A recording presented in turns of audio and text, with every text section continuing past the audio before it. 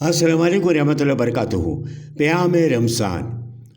شهر رمضان الذي أنزل فيه القرآن، اور جب وہ امت کو بخشنے پر آتا ہے تو تحفے میں رمضان دیتا ہے۔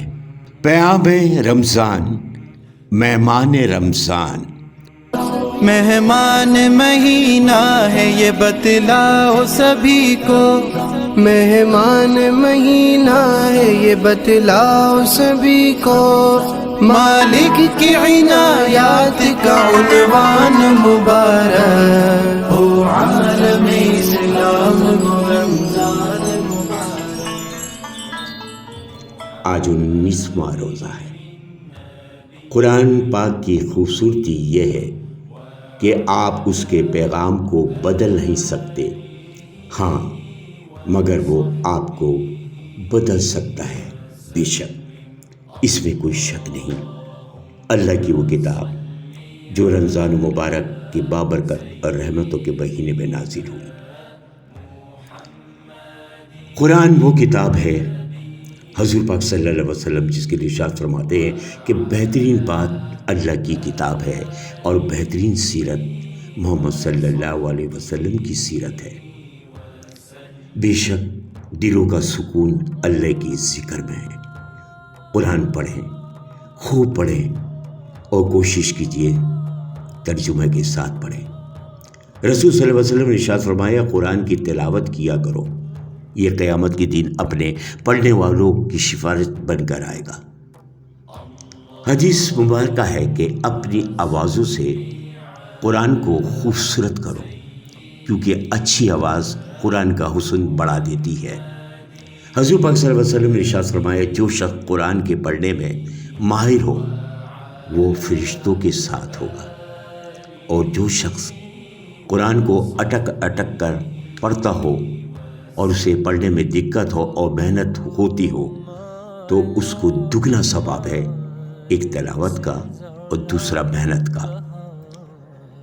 تلاوت یعنی قرآن مجید، قرآن پاک کی تلاوت و ذکر اللہ کو اپنے اوپر لازم کر لو، کیونکہ یہ آسمانوں میں تمہارے چرچے کا سبب اور زمین میں تمہارے لیے نور ہوگا۔ قرآن پاک کی تلاوت سے بہتر افضل کوئی عبادت نہیں۔ رسول صلی اللہ علیہ وسلم نے ارشاد فرمایا کہ روزہ اور قرآن شریف دونوں بندے کے لیے شفاعت کرتے ہیں۔ روزہ عرض کرے گا یا اللہ میں نے اس کو دن بھر کھانے پینے سے روکے رکھا، میری شفاعت قبول کیجیے، اور قرآن مجید کہتا ہے یا اللہ میں نے اس کو رات کو سونے سے روکا، میری شفاعت قبول کیجیے، پس دونوں کی شفاعت قبول کی جائے گی۔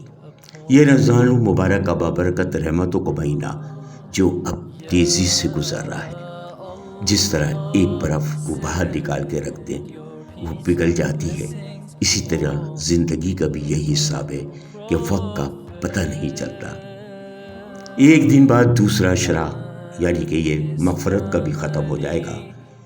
ابھی بھی وقت ہے کہ اپنے معاملات درست کر لیں۔ اس مہینے میں خوب اللہ کی عبادتیں کریں، مغفرت اور بخشش کی، توبہ کی خوب دعائیں مانگیں، رمضان کی راتوں کو پالیں، بازاروں اور ادھر ادھر جانے سے بچیں۔ رسول صلی اللہ علیہ وسلم نے ارشاد فرمایا کہ رات گئے قصہ کہانیوں کی محفل میں نہ جایا کرو، کیونکہ تم میں سے کسی کو بھی خبر نہیں اس وقت اللہ تعالیٰ نے اپنی مخلوق میں سے کس کس کو کہاں کہاں پھیلایا ہوا ہے۔ اس لیے دروازے بند کر دیا کرو، برتنوں کو اوندھا کر دیا کرو اور چراغ گل کر دیا کرو، ایسے وقت اللہ کا نام لیا کرو۔ رسول صلی اللہ علیہ وسلم نے ارشاد فرمایا جو شخص رات کو سورہ واقعہ پڑھے اس کو کبھی فاقہ نہیں ہوگا۔ حضور پاک صلی اللہ علیہ وسلم نے ارشاد فرمایا تم میں سب سے بہتر وہ شخص ہے جو قرآن پاک سیکھے اور سکھائے۔ جی سوچیں، قرآن یہ مہینہ جس میں نازل کیا گیا، کیوں نہ اس مہینے کو ہم پالیں، اور یہی مہینہ ہے جو رحمت اور برکتوں کا مہینہ ہے۔ آئیے سحری کا وقت بتاتے چلیں، 5:10 پر سحری اور افطاری کا وقت ہے 6:47۔ باہر ممالک میں رہنے والے اپنے اوقات کے مطابق سحری اور افطاری کریں۔ دعاؤں کے طلبگار سید محمد سلیم جلانی۔